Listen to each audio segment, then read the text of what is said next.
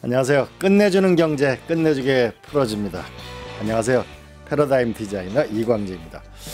오늘은 항상 따끈따끈한 뉴스를 슬로우 뉴스 정확히 해주는 우리 이정환 대표님 모셨습니다. 안녕하세요. 네. 오늘은 조금 전에 우리가 영상에 이재명 대통령께서 화가 많이 나신 것 같아요. 네. 국가 전산망 마비. 과연 이거는 오늘의 국고 상황은 어떻게 될 거고 2주일이나 걸린다는데 왜 그러죠? 네. 저는 계속 이제 일을 하면서 그 통계청 사이트를 계속 접속하는데 금요일 저녁부터 계속 접속이 안 되는 거예요. 그래가지고 금요일 저녁, 토요일 저녁, 일요일 오늘 아침까지도 통계청 접속이 안 돼서 사실 이제 제가 울산 지역에 인구 통계를 데이터가 급하게 필요해서 찾았는데 지난 4일 동안 지금 아직도 접속을 못 하고 있는 상태입니다. 그래서 과거 데이터는 있는데 2024년 데이터를 찾지 못하는 상황이고요. 이 데이터를 통계청 사이트 말고 어디에서도 찾을 수 없는 상황이기 때문에 저는 간단한 이 자료 조사지만 이런 비슷한 피해를 보는 분들이 엄청나게 많을 것 같고요. 최소 2주, 4주까지 걸릴 거라고 하는데 아까 이재명 대통령 잠깐 영상에서 말씀하신 것처럼 리튬 이온 배터리가 불이 날 수도 있습니다.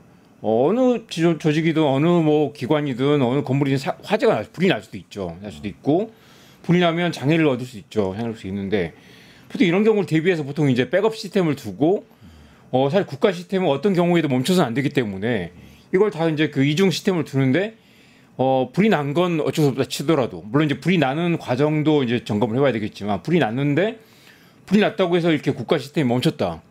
통계청 사이트에 접속할 수 없고 지금 어제 오늘 나온 이야기는 이게 보통이 아닙니다. 주민등록 본인 확인 시스템이 안 돼서 금융기관의 비대면 계좌가 안 된다. 우체국이 비상이라서 지금 금융 시스템은 복원이 됐지만 택배 접수 확인이 오늘 오전까지 안 됐습니다. 그리고 부동산 시스템이 멈춰가지고 지금 이제 오늘 전세 거래 등기를 하려는 분들이 안 돼가지고 굉장히 이게 안 되면 사실 전세 사기 같은 걸 막을 수가 없거든요. 그런 위험이 또 있고 심지어 주정차 단속을 하는 구청 직원들이 이게 단말기가 안 돼서 수기로 지금 기록하는 상황. 여권 발급 당장 외국 나가야 되는 사람이 보통 여권을 출국 직전에 하루 단위로 하잖아요. 근데 여권 발급이 안 되면 이것도 어려움을 겪고 있고요. 심지어 어르신이 돌아가시는데 화장대 예약이 안 돼서 전화로 문의해야 되는 상황. 그리고 물론 여전히 이제 이게 온라인이 안 되면 전화나 직접 만나거나 대면으로 하죠. 그리고 재산세, 자동차세 등 이제 지방세는 납부 기한을 일단 연장하기로 했습니다. 이렇게 모든 정부기관 시스템이 지금 멈춰 있는 상태고요. 무려 647개 정부 시스템이 중단된 상태. 이게 정부 서비스가 1,600개인데 이 중에 40%가 멈춰 있는 상태입니다. 심각하네. 그런데 저는 이해가 안 되는 게 3년 전에 카카오가 났을 때도 그랬고 좀 전에 말씀하신 것처럼 백업 시스템이 기본이잖아요. 그러니까 전기가 망가지면은 맞습니다. 비상 전원을 크게 돼 있는데 이 시스템이 지금 마련되지 않았다는 거네요. 보니까 이제 3년 전 카카오 때 우리 얼마나 카카오 비난을 했습니까? 국내 최대 국내 2위 포털 사업자고 국내 최대 메신저 서비스인 카카오가 전 국민 앱이라고 불린 카카오 이렇게 허술한가? 그리고 이 데이터들 중에 많이 날아가기도 했습니다. 그러면서 이게 이제 백업 시스템뿐만 아니라 이중 시스템을 만들어야 된다. 백업이라는 건 단순히 데이터를 백업하는 것뿐만 아니라 여기 문제가 생기면 바로 세컨 시스템이 그대로 작동을 해야 되는데 이게 그러니까 이번에도 그런 말이 나오는데요. 이게 이 동작 대기가 아니라 하나 동작 하나 대기하는 게 아니라 둘 다 동작을 하고 있다가 하나가 멈추면 하나가 바로 동작을 해야 된다는 거죠. 그렇죠. 이번에 보니까 동작 백업인데 이 자연스러운 백업이 있지만 이 하나가 동작하는 게 멈추면 바로 이게 동작하는 게 아니라 백업만 돼 있는 상태.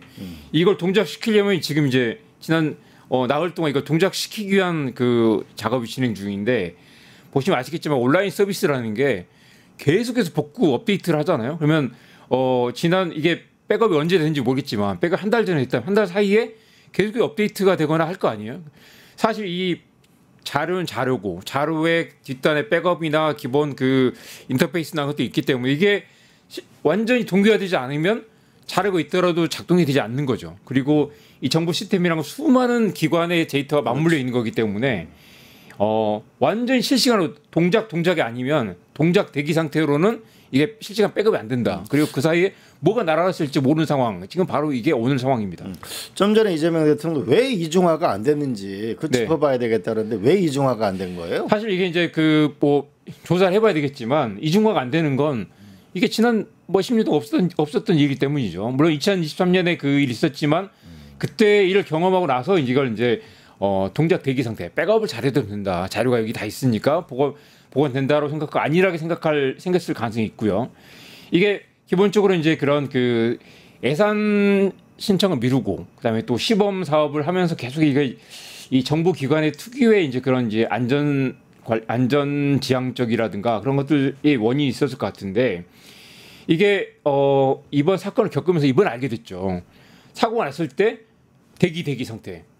대기 백업이 아니라 대기 상태. 두 개의 시스템을 동시에 운영하려면 비용이 2배가 드는 거잖아요. 근데 보통은 이제 곱하기 2가 아니라 곱하기 1.5 정도 하면 하나를 굴리고 하나는 백업 상태로 두기 때문에 이번 사태를 계기로 돌아보면 비용이 2배 이상이 들더라도 완전히 동일하게 돌아가 두 개의 시스템을 둬야 된다. 어떤 상태가 있더라도 시스템이 멈추지 않는 상태. 이게 단순히 국민들 불편뿐만 아니라 그 사이에 어떤 중요한 데이터가 날아갈지 모르는 거거든요. 그렇죠. 네. 근데 민간 클라우드를 써야 된다 이런 주장도 있는데요. 그래서 이게 이제 이번에 보니까 미국의 CIA도 70% 이상을 이 아마존 클라우드 AWS라고 하죠. 아마존 클라우드에 맡기고 있다라는 얘기를 많이 하는데 사실 이게 일반인들 입장에서는 굉장히 우려스러운 부분도 있을 겁니다. 만약에 정부 데이터를 네이버에 맡긴다라고 하면 사실 이해가 안 될 거 아니에요. 그래서 사실 이게 이 미국이나 전 세계적으로 이제 그런 클라우드로 다 옮겨간다는 건데 클라우드라는 건 우리 보통 하는 이제 웹하드하고 좀 다릅니다. 우리가 그렇죠. 이제 어디 서버를 둬가지고 거기다 정부 데이터를 맡겨둔다고 하면 누가 그걸 열어볼 수 있는 거 아니겠어요? 근데 클라우드라는 건 이 분산형이기 때문에 데이터가 수천만 개로 쪼개져서 잘 불러올 수 있지만 하나의 데이터로 모아서 볼 수는 없기 때문에 이론적으로는 네이버나 아마존이라고 하더라도 암호를 치고 들어가서 이게 정부 데이터를 다 열어가지고 통째로 긁어오는 게 불가능한 구조인데 물론 그걸 여전히 의심하는 우리가 있을 수 있죠. 그래서 이제 보통은 데이터 접근과 보안 관리 완전 분리해서 그걸 이제 암호화하거나 보안을 철저하게 하기 때문에 클라우드를 좀 아는 분들은 이게 뭐 누가 관리자라고 해서 접근할 수 없다는 거 알고 있고 이미 그게 어느 정도 보편화돼 있기 때문에 미국의 CIA도 아마존에 맡기는 거고 아마존 관리자 심지어 제프 베조스라고 하더라도 임의로 뭐 그걸 열어볼 수 없다는 건 이미 이게 이 기술상 확실화된 그런 이제 시스템이라고 할 수 있겠습니다. 그래서 이제 그걸 이미 클라우드로 이미 옮겼어야 되는데 사실 정부는 이제 그걸 하면 정부 서버를 발주를 하고 조달청에 조달을 받아가지고 이제 민간업체에 맡기는데 민간업자 시스템이 여전히 이 고도로 발달해야 된 이 클라우드 사업의 서비스에 미치지 못하는 그런 걸 이번에 확인해 있었죠. 그와 관련해서 저도 이제 취재를 해보니까 이게 결국 국민들이 안심해야 되는 것도 있고 결국은 전환하고 안전법 제정이 필요하다 이런 얘기 있더라고요. 그죠? 아까 그 말씀해 주십시오. 사초 이야기해 주십시오. 네. 우리가 조선 시대에도 보게 되면은 그 사고를 여러 군데 두거든요. 왜냐하면 불이 날 수 있으니까. 네. 근데 지금의 이게 별도로 백업만 해놓고 작동. 온라인 디지털 사회잖아요. 네. 그런 면에서 안 됐다는 거는 좀 근본적인 대책이 있어야 되고 제가 국회 사무총장을 해보니까 네. 국회 서버실을 네. 이렇게 되면 안 된다. 우리가 전산직이 너무 직렬이 낮아요. 네. 그렇네요. 예, 그렇기 때문에 좀 더 이거는 그 정부 책임자가 직접 아마 점검을 해가지고 예산을 대대적으로 국가를 한번 손질해야 될 거라고 왔다고 봅니다. 맞습니다. 말씀하신 대로 IT 직무 관련자들이 사실 이제 직급이 낮거나 사실은 이제 이게 또 모듈화되어 있기 때문에 다 업무를 쪼개가지고 이제 계속해서 이렇게 하청화 주는 그런 일들이 많고 또 정부 옛날에는 이제 정부가 대기업들 하청을 주면 하청에 가월 변경 무기까지 내려가면서 그게 이제 퀄리티 낮아지는 책임 소재가 불분명해지는 요인들이 생기는데 이처럼 정부의 기관 인프라는 사실 정확히 권한과 책임을 주고 그다음에 이게 예산을 사실 이번에도 보면 결국 이제 좀 더 조사를 해보면 예산 절감이든 아니면 예산을 철저하게 배치하지 못했던 그런 문제들이 틀어씩 드러날 텐데 이 정부 인프라는 예산의 문제가 아니다. 완벽하게 구축이 돼야 된다. 말씀하신 대로 조선시대에는 사초를 두 군데 두면 해결되는 문제였지만 지금은 그보다 훨씬 더 많은 국가 자원들이 지금 인프라에 묶여 있는 거 아니겠습니까? 그러면 이건 예산의 문제가 아니라 이건 국가 안보 차원에서 철저하게 이 완전하게 가동 두 개의 시스템이 동시에 굴러가는 시스템을 확보하는데 정부 맞습니다. 예산과 인프라를 투입해야 된다라는 이번에 보면 교훈을 대전, 얻었습니다. 대구, 공주가 있었는데 아예 네. 공주는 아예 작동 자체를 아예 지금 못 하고 있는 상황. 그리고 네. 공주든 대전이든 보관이 아니라 실시간 굴러가는 시스템을 동시 심지어 좀 더 이제 그 보안 위협이 되면 두 개뿐 아니라 세 개의 시스템을 동시 가동하는 것도 고려해야 되겠죠. 이재명 정부의 이 위기 관리 능력 우리 한번 지켜보시죠. 하나만 더 말씀드리면 2023년 그 11월 사고였는데 그때는 그럼 좀 핑계를 댈 수 있을 것 같아요. 당시 윤석열 정부는 1년 반이나 됐기 때문에 그건 전적으로 윤석열 정부의 관리 책임이었고 이재명 정부 약간 억울할 수도 있겠습니다. 지금 넉 달밖에 안 됐는데 물론 이제 그렇다고 해서 책임 피할 수는 없죠. 그래서 이제 윤호중 장관 이제 책임론이 나오는데 아마 저는 이걸 책임을 어떻게 물을지 모르겠지만 이제 결과를 봐야 되겠죠. 이게 지난 정부의 책임인지 넉 달밖에 안 됐지만 윤호중 장관의 책임인지 그걸 따져봐야 되겠지만 이재명 정부도 이걸 굉장히 심각하게 받아들여야 될 것 같습니다. 네, 그렇습니다. 그 일본의 이시바 시게루 전 네. 총리가 네. 곧 한국에 온다는 얘기가 있는데요. 네. 이 어떤 내용인가요? 사실은 좀 안타까운 부분도 있습니다. 이시바 시게루는 굉장히 또 친한파로 분류됐고 또 나름 합리적인 그 사고를 하고 그리고 이렇게 일본의 극우 정치인들과 비교하면 그래도 좀 이렇게 말이 통하는 정치인이었고요. 그 지난달에 이재명 대통령이 일본에 가서 얘기할 때도 되게 우호적인 조건에서 좀 이렇게 상호 그리고 이번에도 한국과 일본이 동시에 공조해서 관세 협상에 나서는 그런 모습을 보였지 않습니까? 근데 이분이 사실 일본 정치인들에서 좀 이렇게 그 실력이 뛰어난 분은 아니라 정치력이 좀 약한 분이라서 계속해서 퇴진 압박이 있었고 이번에 이제 결국 물러나게 됐죠. 그래서 이제 이재명 대통령이 초청을 했고 일부러 또 지방시대 강화를라는 메시지를 주기 위해서 일본의 대통령을 부산에서 만난다는 것도 굉장히 좀 몇십 년 만에 처음 있는 일인데요. 그래서 이제 이게 만나서 이제 내일 김대중 오부치 선언을 계승하는 내용의 어떤 공동 발표문이 나올 예정입니다. 김대중 오부치 선언 이것 좀 한번 우리 영상을 한번 보고 할까요? 이게 그래요? 내용이 어떤 네. 건지? 영상은 없답니다. 한번 설명해 주세요. 네네. 그래서 이제 그 1998년 네. 김대중 대통령 시절에 당시 오부치 일본 총리가 통절한 반성 마음에서 사죄라는 표현이 있었습니다. 그렇지만 이제 그 당시만 해도 굉장히 그 일본이 전향적인 사과의 표현이었지만 당시 역대 내각의 입장을 전체적으로 계승한다. 그 말은 약간 좀 이렇게 역대 내각을 계승한다. 계승하는 게 아니라 역대 내각의 입장을 좀 더 뛰어넘어서 그 전향적으로 반성한다는 표현이 아니었기 때문에 약간 모호하긴 했습니다. 그래서 이제 김대중 오부치 선언을 계승하는 내일 그 발언이 나온다는 것도 물론 이제 최근에 일본의 그 이 반한적인 일본과 한국의 그 갈등 상황을 보면 그나마 좀 이렇게 전향적이라고 할 수 있겠지만 파격적인 그런 그 선언까지 알 수 있다. 그래서 이제 우리가 사실은 김대중 오부치 선언을 뛰어넘어야 된다라는 이야기를 했었고 다만 이제 아베 전 총리나 최근 상황을 보면 이제 굉장히 더 그 오부치 선언보다 훨씬 후퇴했기 때문에 김대중 오부치 선언까지만 와도 상당히 그래도 좀 진전된 거라고 볼 수 있는데 내일 어느 정도 그보다 더 나온 선언이 나올 것인지는 좀 지켜봐야 될 것 같습니다. 저도 이시바 시게루 수상은 여러 차례 만난 인물인데 네. 참 잘 됐으면 좀 아쉬움이 많이 있습니다. 이 얘기도 해보겠습니다. 국방부가 오늘 약 100만 평에 해당되어지는 네. 군사시설 규제 완화를 오늘 발표했는데 이게 어떤 내용인가요? 자, 이걸 오늘 취재를 하다 보니까 이걸 또 이광재 위원장 분담갑 위원장께서 많이 오랜 공을 들이신 프로젝트라고 하더라고요. 먼저 한번 말씀해 주시죠.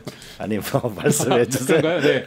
국방부가 이번에 고도 완화 조치를 하면서 저도 이번에 그 몰랐는데 보니까 이 당시 이제 2013년에 잠실 롯데월드 타워를 건축하면서 당시 이제 고도 제한 논란이 있었죠. 그러면서 이제 당시도 특혜 논란이 있긴 했지만 서울공항을 이 활주로를 2.7도 살짝 비트는 걸 하면서 이제 고도 제한을 허용을 했죠. 그래서 이제 당시 그래서 롯데월드 타워가 건축이 됐는데 상식적으로 생각해 보면 고도를 틀었기 때문에 이 틈만큼 상대적으로 그 원래 고도 있었던 그 지역들이 좀 이제 고도 제한에서 벗어나는 거 아니겠습니까?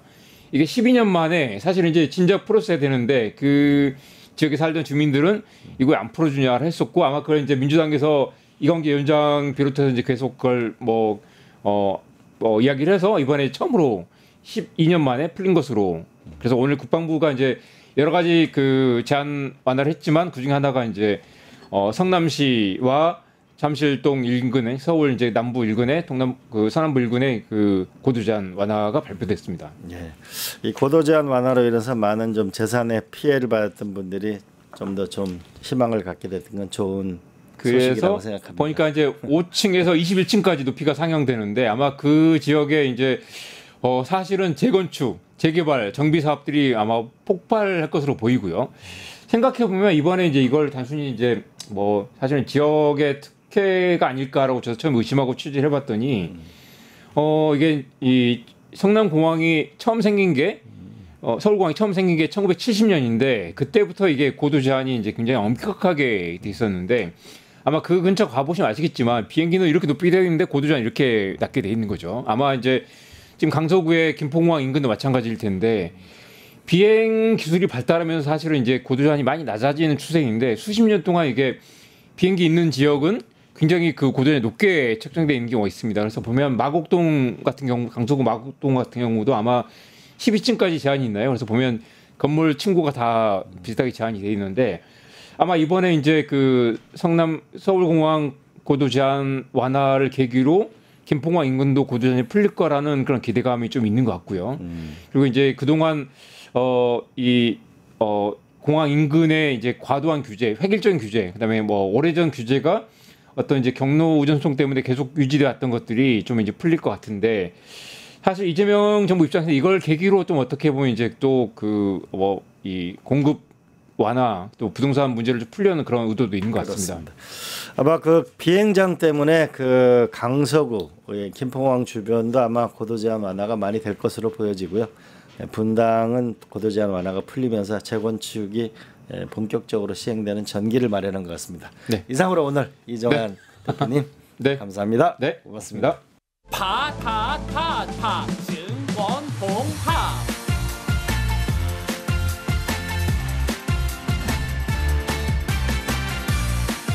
이제 저녁 8시 30분 퇴근 후 퀴즈 한판